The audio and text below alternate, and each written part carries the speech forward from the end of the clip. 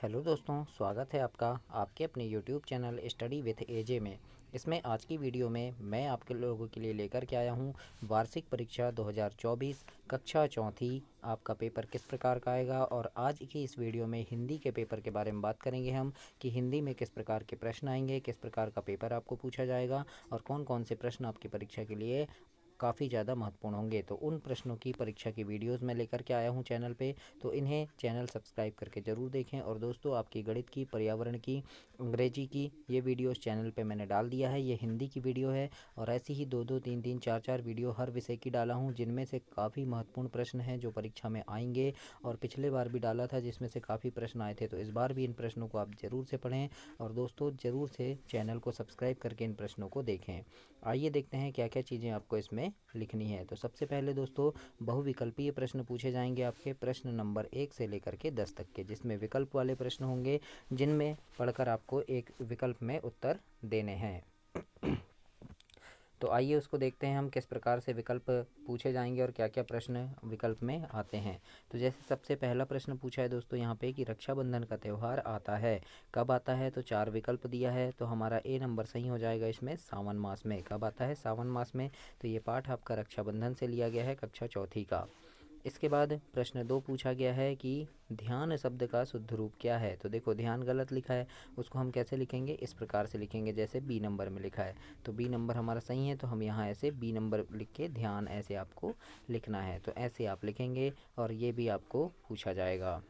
प्रश्न तीसरा है, जैसे वाक्य के बीच में कुछ समय रुकने के लिए विराम चिन्ह लगाते हैं, कौन सा विराम चिन्ह लगाएंगे? तो हम ऐसे अल्प विराम लगा रहता है ना, तो बी नंबर हो जाएगा अल्प विराम। अल्प यानी कम और विराम यानी रुकना, यानी कम समय के लिए रुकना। तो इस प्रकार से प्रश्न आएंगे दोस्तों। अब हम देखते हैं प्रश्न नंबर 4, पेड़ शब्द का अर्थ क्या होता है। तो पेड़ का अर्थ क्या हो जाएगा? वृक्ष हो जाएगा। तो सी नंबर हमारा सही उत्तर हो जाएगा इसमें। पांचवा प्रश्न है, आँखों में धूल झोंकना मुहावरे का अर्थ क्या है। तो आँखों में धूल झोंकना मतलब होता है धोखा देना। तो बी नंबर इसमें आपका सही उत्तर होगा, धोखा देना। छठवां प्रश्न देखेंगे, बाल पत्रिकाएं किससे संबंधित है। तो बाल पत्रिकाएं जो है दोस्तों वो बच्चों से संबंधित है। तो डी नंबर इसमें आपका सही उत्तर हो जाएगा, बच्चों से। सातवां नंबर का प्रश्न है, कठिन शब्द का विलोम क्या होगा। तो कठिन का विलोम विलोम यानी होता है उल्टा, तो कठिन का उल्टा क्या हो जाएगा? सरल। तो दोस्तों, विलोम शब्द भी आप पढ़ लेना, और मैंने ऐसी अलग से भी वीडियो बनाया है विलोम शब्द की, उसे भी चैनल पे जा करके आप ज़रूर देखेंगे, है ना। तो आइए देखते हैं अब आठवां प्रश्न है, नदी का पर्यायवाची क्या है। तो पर्यायवाची शब्द भी पूछा जाएगा आपको। तो नदी को और क्या बोलते हैं हम? सलीला बोलते हैं। तो सलीला उसका पर्यायवाची हो जाएगा, तो नदी का क्या आ जाएगा? सलीला आ जाएगा, सी नंबर। 9वां नंबर का प्रश्न है, विद्यालय में पुस्तक कोना से क्या आशय है। तो पुस्तक कोना से क्या आशय हो जाएगा कि पढ़ने के कोने से, है ना, पढ़ने के कोने से हो जाएगा। तो इस प्रकार से आपको प्रश्न 9 तक लिखना है। अब 10वें में देखते हैं क्या पूछा है। तो प्रश्न नंबर 10 है, बहुवचन शब्द क्या होगा। तो देखो, छिपकली तो एक वचन है, लड़कियां हो जाएगा बहुवचन, लड़कियां यानी बहुत सी लड़कियां, है ना। और लड़की बोले तो एक लड़की, उसका लड़कियां क्या है? बहुवचन है। तो इस प्रकार से 10 का सी हो जाएगा। तो ये थे दोस्तों विकल्प वाले प्रश्न। अब इसके बाद आपको प्रश्न नंबर 11 से 20 तक पूछेंगे आपके लघुत्तरी प्रश्न, जो आपके 3-3 नंबर के होंगे, यानी एक प्रश्न आपका 3 नंबर का होगा, है ना। तो इसको आपको बहुत अच्छे से हल करना है, और कौन कौन से प्रश्न इसमें महत्वपूर्ण है ये भी हम देखते हैं, जिनको आपको ज़रूर से याद करके जाना है, ताकि परीक्षा में वो प्रश्न आए तो आपको बनना चाहिए दोस्तों। और चैनल सब्सक्राइब करके आप अंग्रेजी के, गणित के और पर्यावरण के प्रश्न भी देख लेना, क्योंकि उनमें से भी काफ़ी सारे प्रश्न इंपॉर्टेंट हैं आपके लिए, तो वो प्रश्न को भी आप ज़रूर देखें। प्रश्न नंबर 11 है, निम्नलिखित शब्दों के अर्थ लिखिए। तो जैसे चंद्र लिखा है, तो चंद्र का अर्थ क्या होगा? चंद्रमा लिख देंगे हम। चक्षु लिखा है, तो चक्षु का नयन हो जाएगा या फिर आँख हो जाएगा। फिर पावक लिखा है, पावक यानी आग हो जाएगा। तो इस प्रकार से प्रश्न 11 के उत्तर में लिखेंगे। इसके बाद 12 नंबर का प्रश्न पूछा है, प्रशंसा शब्द का अर्थ स्पष्ट करते हुए वाक्यों में प्रयोग करो। तो प्रशंसा, तो एक वाक्य बना देंगे कि शिक्षक ने मेरी बहुत प्रशंसा की। इस प्रकार से एक वाक्य आपको बनाना है दोस्तों। 13 नंबर का प्रश्न है, आप अपने विद्यालय के बारे में 3 वाक्य लिखिए। तो आप अपने स्कूल के बारे में आपको 3 वाक्य लिखना है। तो लिख देना जैसे मेरा विद्यालय बहुत अच्छा है, फिर लिख देना विद्यालय में मेरी कक्षा दूसरे नंबर पर है ना। फिर लिख देंगे मेरे विद्यालय में एक छोटा सा बगीचा है। इस प्रकार से आपको प्रश्न नंबर 13 के उत्तर में लिखना है। 14 नंबर में पूछा है पढ़ना हमें क्यों ज़रूरी है, पढ़ने से हमें क्या क्या लाभ हैं, अपने शब्दों में लिखिए। ये भी आपका 3 नंबर का प्रश्न है, तो इसमें लिखना कि पढ़ना हमारे जीवन के लिए बहुत ज़रूरी है और पढ़ने से हमें नई नई जानकारियाँ मिलती हैं और हमारा ज्ञान भी बढ़ता है। इस प्रकार से आप प्रश्न नंबर 14 के उत्तर में लिखेंगे। इसके बाद हम देखते हैं प्रश्न नंबर 15, जिसमें लिखा है कि आपके घर में होली का त्यौहार कैसे मनाते हैं, अपने शब्दों में लिखिए। तो लिखना, होली के त्यौहार में हमारे घर में पकवान मिठाई बनते हैं और हम एक दूसरे को गुलाल लगाते हैं। इस प्रकार से प्रश्न 15 में आप लिखेंगे दोस्तों। इसके बाद प्रश्न नंबर 16 है कि दिए गए शब्दों के बहुवचन लिखिए। तो जैसे किताब है तो इसका किताबें हो जाएगा, फूल का फूलों और बालिका का बालिकाएं, ये क्या हुआ, बहुवचन हुआ।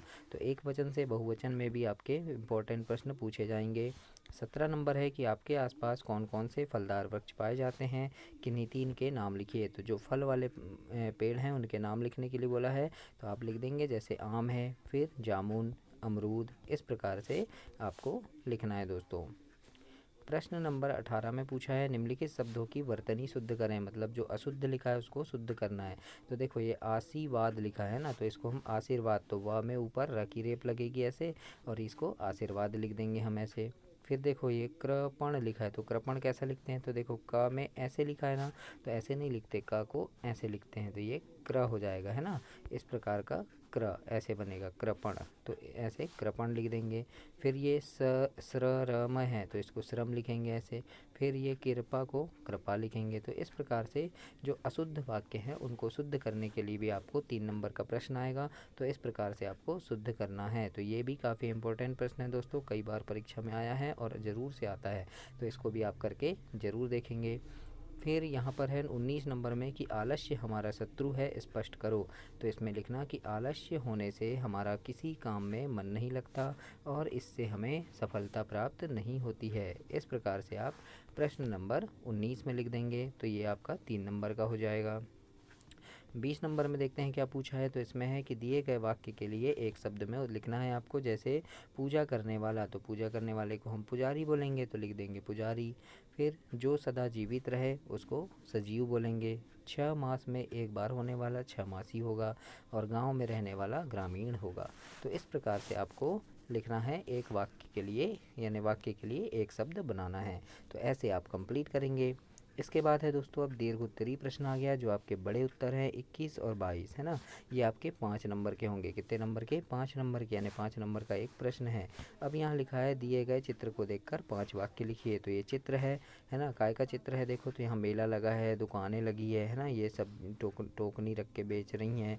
ये खिलौने की दुकान है, झूले लगे हैं, गुब्बारे वाला गुब्बारे बेच रहा है। तो इसको हमको देखना है और 5 वाक्य लिख देना कि यहाँ पर मेला लगा है, मेले में बच्चे झूला झूल रहे हैं, गुब्बारे वाला गुब्बारे बेच रहा है, मिठाई की दुकानें हैं, महिला सब्जी बेच रही हैं। इस प्रकार से आपको लिख देना है 5 लाइन। और दोस्तों कई बार कोई और चित्र आ जाता है, जैसे बगीचे का आ गया, तो उसके देखकर 5 वाक्य लिखें, तो लिख देना उसको देखकर, है ना। तो जो चित्र आएगा उसको देखकर आपको 5 वाक्य लिखने आएंगे।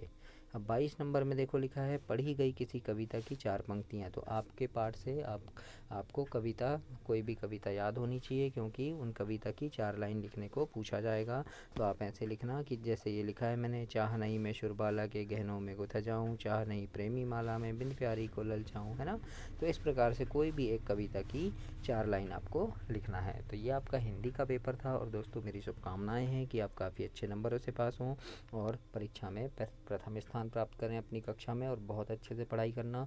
और ऐसे भी बहुत सारी वीडियोस चैनल पे मैंने डाल दिया है वार्षिक परीक्षा के लिए आपके इम्पोर्टेंट प्रश्नों की और सभी विषय की है, तो उन सभी को देखने के लिए चैनल को सब्सक्राइब ज़रूर करें। धन्यवाद।